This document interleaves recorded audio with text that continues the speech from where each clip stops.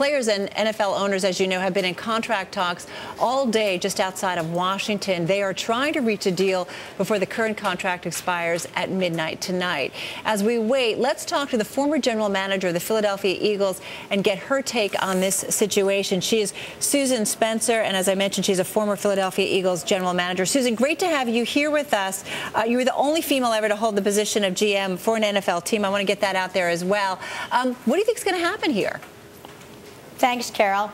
Well, it's kind of nerve-wracking, actually. I'm even getting those little twinges in my stomach from many years ago of reliving it. What's unique about this one is the union has threatened to decertify the collective bargaining agreement and the union step away from the collective bargaining agreement.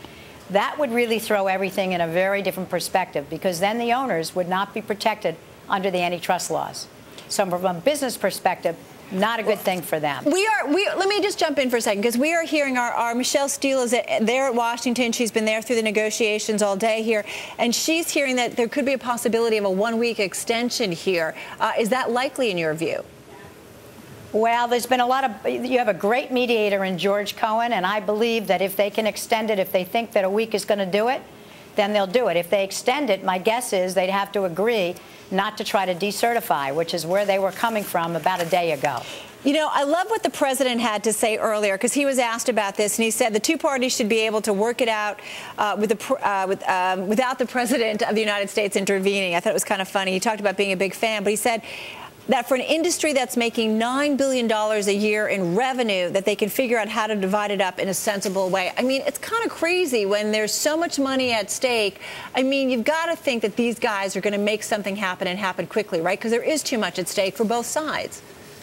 Well, I've never seen it be quickly before, Carol, so it would be very surprising if it was quickly this time, because there's a lot of special issues that need to be dealt with here, not just the issue of money, but the issue of pension plans. How many game season?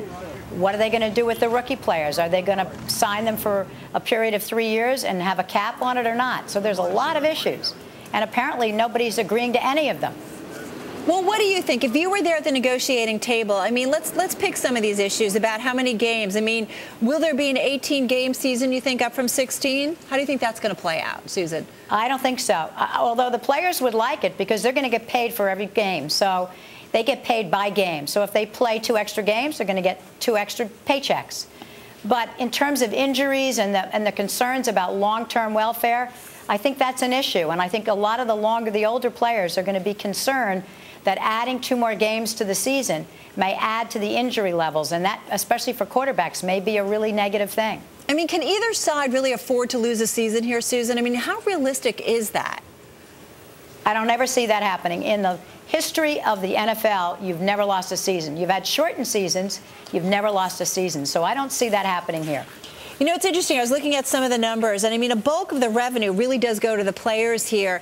But the owners of the teams are very reticent about opening up the book. So there's a lack of transparency here. What are the owners so afraid of? Well, I think like any business owner, the last thing you want to do is show the public your books. I don't think there's any business owner out there that would say, OK, come look at my books, unless they have to.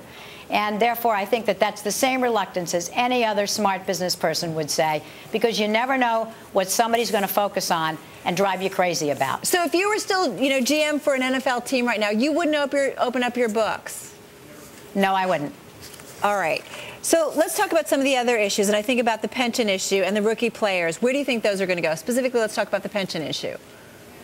Well, the pension issue has always been a difficult issue because you have to look at it in the perspective of the current players. The current players are the ones that are going to affect the vote.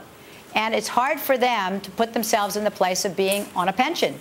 So they're not thinking as far down the road as those who are already out of the game. So I think that those issues are going to take a backseat to the money issues. So walk us through, you know, for those of, you know, who might not know, I mean, if we get a lockout, what happens then? Well, the lockout I lived through is an awful period of time, because what you have in a lockout is the players, those who are rehabbing, can't go to coaches or strength coaches to get rehab. They've got to find a place to do it themselves. And then they don't know if they're doing it right. They don't know if it's going to be the best care for them. The players who want to get their game book aren't going to get their game book. So they're not going to know anything about the playbook. They're not going to know what the plans are for this current season. The coaches are not going to be able to communicate with them. The strength coaches are not going to be able to work with them. They can theoretically come into the locker room, but I don't think any of ours ever did. And what about in terms of a draft? If it goes on for a long time, how could that be affected? Well, the problem with the draft is that once you pick your players, you can't sign them, so they're kind of in limbo. And that's a terrible way to be. That's a terrible situation for them. So a lot of them may just not want to show up at the draft. They just may not want to be part of it if, in fact, there's a lockout. Or they could make a separate side agreement that the draft would be held in abeyance, that they could do the draft, and then whatever they did, that those players would be locked in for a period of time. There's all kinds of deals that could be made that would bridge that gap. All right, so a lot going on here, and as you said, not a pretty situation. Hey, Susan, not at all. Good to get your thoughts. Susan Spencer, thank you so much. We appreciate it.